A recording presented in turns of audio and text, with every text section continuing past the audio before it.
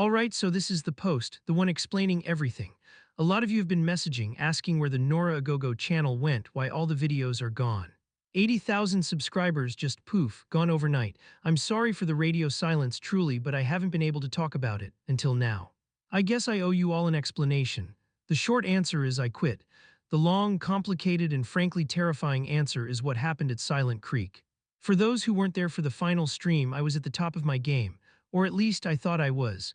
I was an urban explorer, a thrill seeker, and if I'm being honest, I was getting cocky. I'd explored abandoned hospitals, forgotten subway tunnels, even a Cold War-era missile silo. I felt invincible, like I was the main character in some grand adventure, and my subscriber count was the scoreboard. I needed something huge, something legendary to break the 100,000 sub milestone. That's when I stumbled upon the stories about Silent Creek. It was an urbex fantasy.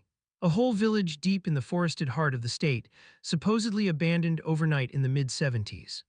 The official story was a chemical leak from a nearby, long-decommissioned industrial plant, but the online forums and late-night paranormal podcasts whispered about something else. Something that made an entire community of a few hundred people just leave.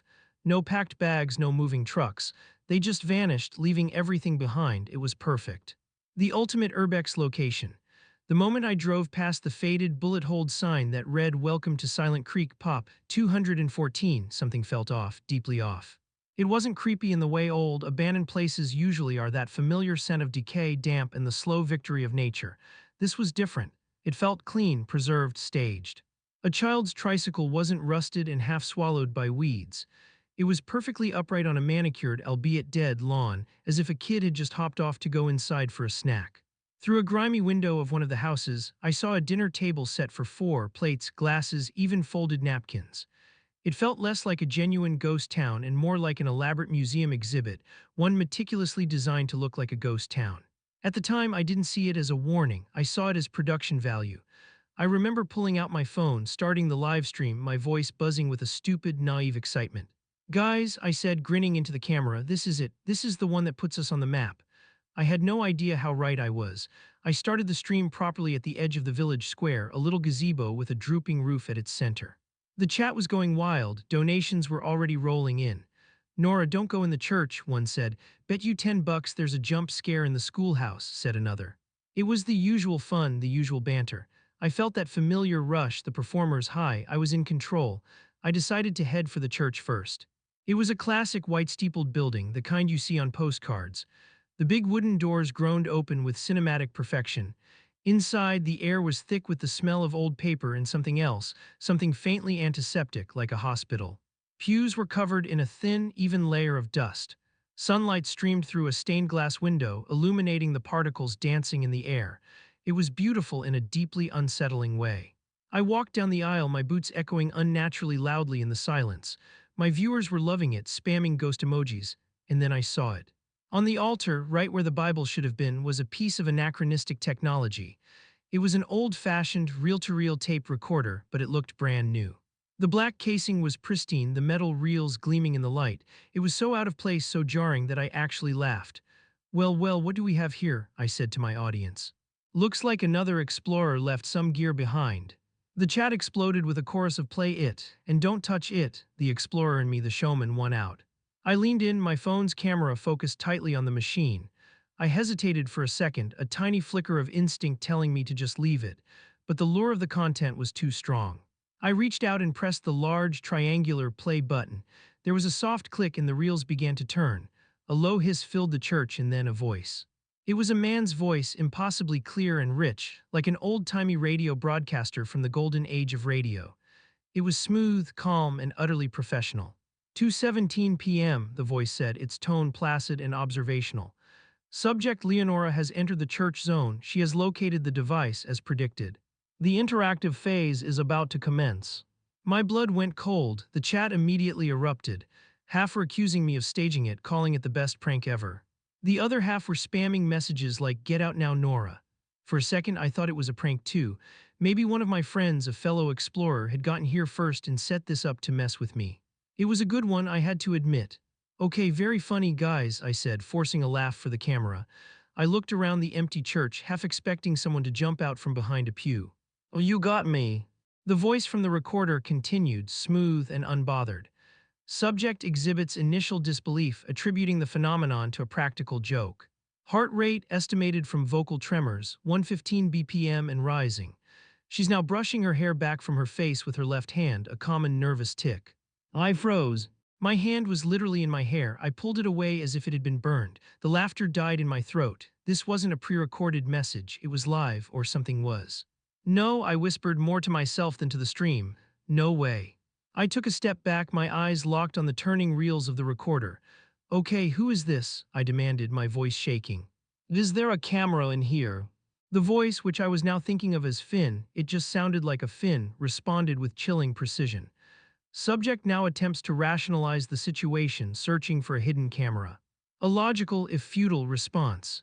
She is about to take another step back and will bump into the third pew on her right. My body moved before my brain could process it. I took that exact step back, and the edge of the wooden pew hit the back of my knees. I yelped, stumbling forward. The chat was a waterfall of panicked text, the accusations of a prank now completely gone, replaced by genuine fear. My fear, okay, this isn't funny anymore, I shouted, my voice echoing in the vast, silent space. I lunged for the recorder, my only thought to smash the stop button. My finger jabbed at the square plastic key. Nothing happened. I pressed it again, harder. It was completely stuck, as if it were a solid piece of the casing. As anticipated, Finn's voice purred from the speaker, the subject will now attempt to disable the device. She will discover the controls are non-functional. The experiment protocol requires her to carry the device to the next designated zone. The message was clear. I was trapped. This voice, it wasn't just watching me. It was directing me. Panic, pure unadulterated panic. It's a funny thing. You think you'll scream or run, but my first instinct was to just stand there, paralyzed, my brain short-circuiting as it tried to reconcile the impossible reality of the situation. The voice Finn remained maddeningly calm. He was a narrator and I was his unwilling protagonist. Subject's cortisol levels are spiking, the voice announced conversationally. She is experiencing acute psychological distress. The optimal course of action would be to exit the church and proceed towards the town square. This will advance the narrative. Advance the narrative? It was a game. To him, this was just a story unfolding. I looked at my phone at the torrent of messages from my viewers. They were my only connection to the real world, my only witnesses. But they were miles away, helpless behind their screens. I grabbed the recorder. It was surprisingly light. Leaving it wasn't an option. The thought of that voice talking about me in this empty church while I was somewhere else in the village was somehow worse than taking it with me. I stumbled out of the church back into the unnaturally bright sunlight. The village square was empty, silent, save for the voice emanating from the device in my hand. Excellent, Finn said. She's on the move. Now she's scanning the area, trying to decide on a destination. The old mill directly to the north presents an interesting choice. A classic setting for escalating tension. However, it is structurally the most unsound building in the designated area. A poor choice, Leonora. He knew my name, of course he knew my name, I'd said it on the stream. But hearing him say it in that detached, analytical tone felt like a violation. A switch flipped in my head, screw him, screw his narrative. If he wanted me to go north, I was going south. I turned and sprinted towards a row of derelict houses in the opposite direction, my boots kicking up dust. My heart hammered against my ribs. An act of defiance, Finn's voice narrated my flight, completely unfazed. Predictable, the subject attempts to assert control by rejecting the suggested path. This leads her towards the residential sector, a suboptimal but acceptable deviation. It was infuriating. Every move I made, every choice I thought was my own, was just another data point for him. I ran harder, blindly, diving into the narrow space between two houses.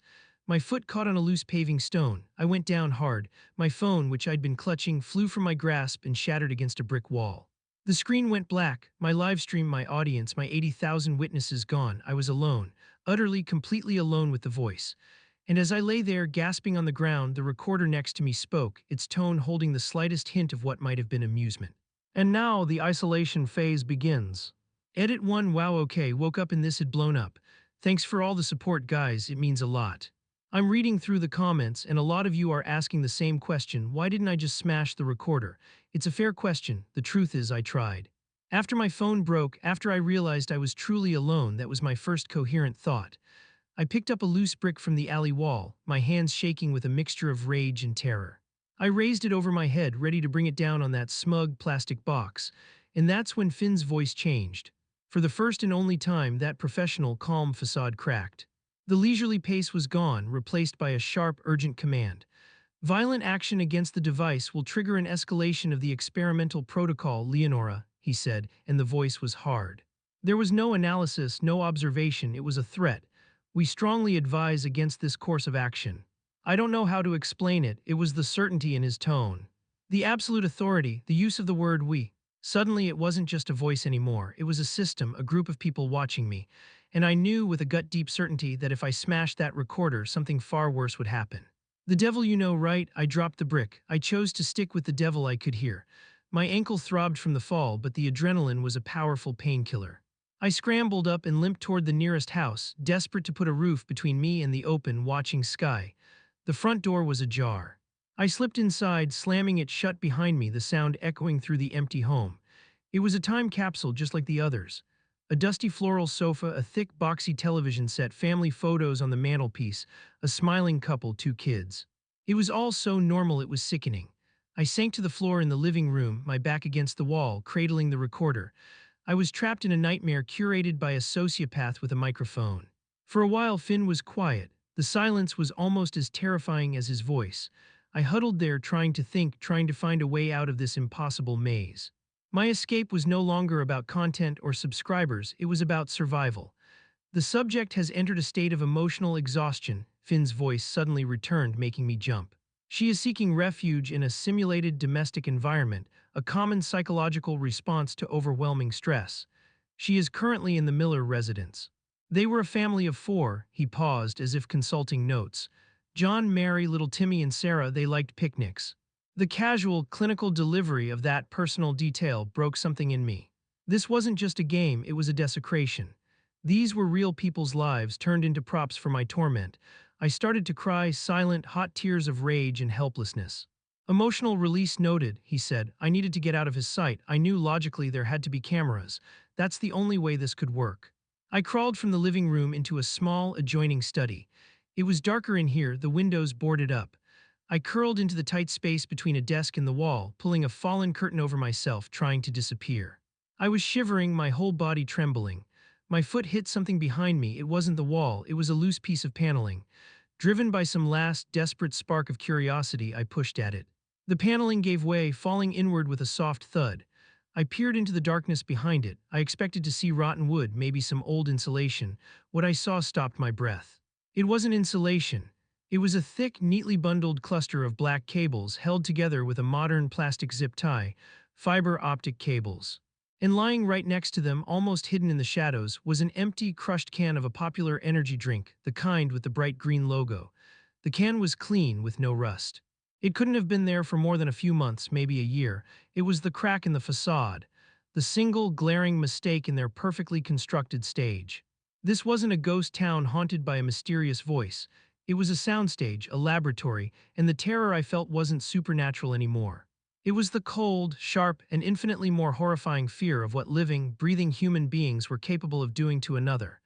That single, stupid energy drink can change everything. The fear didn't vanish, but it morphed. The paralyzing dread of the unknown was replaced by the cold, hard anger of being hunted. I wasn't a subject in a ghost story. I was a rat in a very elaborate maze. And for the first time since I'd pressed play on that recorder, I felt a flicker of power. I knew something they didn't think I knew. Subject's heart rate has stabilized, Finn's voice observed from the device I'd left on the floor. An unexpected development, she appears to be entering a phase of calm acceptance. Wrong, you smug bastard, I thought. This isn't acceptance, this is rage. I understood the game now. They were watching me through hidden cameras. The key wasn't to run from the voice, but to run from the eyes. I had to get out of their line of sight. I stayed huddled in the dark corner thinking. They expected me to be a terrified victim, cowering and crying. I needed to play that part just for a little longer. I started making noise, little whimpers and sobs, shifting around in the corner where the loose panel was, drawing their attention there. I imagined a man in a dark room, his eyes glued to a monitor, maybe munching on a sandwich, watching my little blip on his screen. Subject is still in the study, he'd be reporting to Finn. While keeping up the noises, I slowly, quietly began to move in the opposite direction. I crept out of the study, staying low to the ground, using the dusty furniture as cover. I made it to the kitchen at the back of the house. It had a small, grimy window over the sink that looked out into a thick, overgrown backyard. This had to be a blind spot. It was too mundane, too unimportant for them to cover. I held my breath, slowly unlatched the window, and pushed it open. It let out a piercing squeak. Acoustic anomaly detected in the kitchen zone, Finn's voice announced instantly from the other room. My heart leaped into my throat. They knew. There was no more time for stealth. I scrambled onto the counter, squeezed through the narrow window, and tumbled out into the overgrown weeds behind the house. I landed hard on my good ankle and just ran. I didn't look back. I crashed through thorny bushes and tangled vines, heading for the dense woods that bordered the village. I could still hear the recorder faintly, its voice now laced with a genuine urgency. Subject has breached the perimeter of the residential zone. She is moving erratically towards the outer boundary. I just kept running, fueled by pure adrenaline. Branches whipped at my face, my lungs burned. Finally, I burst through the last line of trees and stumbled onto something I didn't know was there, a smooth, black asphalt road. It wasn't on any of the maps I'd studied. It was a service road, their service road. At that exact moment, a pair of headlights appeared in the distance. A beat-up, rusty pickup truck was rattling down the road. It wasn't part of their game. It was a farmer, a logger, someone real. It was my salvation. I ran onto the road, waving my arms like a maniac. The truck screeched to a halt just inches from me. An old man with a weathered face stared at me, his eyes wide with shock. Before he could even speak, I yanked his passenger door open and threw myself inside. "Go," I screamed, "just please, for the love of God, drive." As the truck peeled away, I looked back at the tree line. And I swear, for just a second, I saw two figures in dark clothing standing there watching us go. The ride back to civilization was a blur. The old farmer, a man named Silas, was kind enough not to ask too many questions after my initial hysterical breakdown. I think he saw the raw terror in my eyes and decided it was better to just drive. I told him my car had broken down and I'd gotten lost. He dropped me at a gas station in the next town over and I used their phone to call for a ride. I never told him the truth. What could I have said? When I finally got home, the first thing I did was get in the shower and scrub my skin until it was red, trying to wash off the feeling of being watched. It didn't work. The police were useless, just as I expected. I filed a report telling them a sanitized version of the story, that I was harassed and held against my will by an organized group during a live stream. I showed them the location on a map. A detective went out to Silent Creek the next day. He called me back that afternoon. He said he found my car parked right where I'd left it. He also said he walked the entire village. It was completely empty. There were no cameras, no cables, no pristine reel-to-reel tape recorder on the church altar. The energy drink can was gone. It was just a normal, decaying, abandoned town. The official report concluded that I had likely suffered a panic attack brought on by stress and dehydration, leading to vivid auditory and visual hallucinations. My shattered phone was the only piece of physical evidence, and it proved nothing. They treated me with that gentle, placating tone you use for someone who is profoundly unwell. So that's the cost. I have the footage from the first part of the stream before my phone broke. It's saved on a hard drive I keep in a safe. I watch it sometimes just to prove to myself I'm not crazy. You can hear his voice, you can see the moment the fear becomes real on my face. But it's not enough for proof, it's just enough to haunt me. I can't be in front of a camera anymore. I can't even handle a video call. Every time I see a lens, I feel their eyes on me. I deleted the channel because I couldn't bear the thought of creating again. The joy is gone, replaced by a permanent, low-level hum of anxiety. I lost the thing I loved, the community I built, and a part of myself I don't think I'll ever get back. I survived Silent Creek, but the person who walked out of those woods isn't the same one who walked in. Final update. Thank you all for the comments, the DMs, the overwhelming support.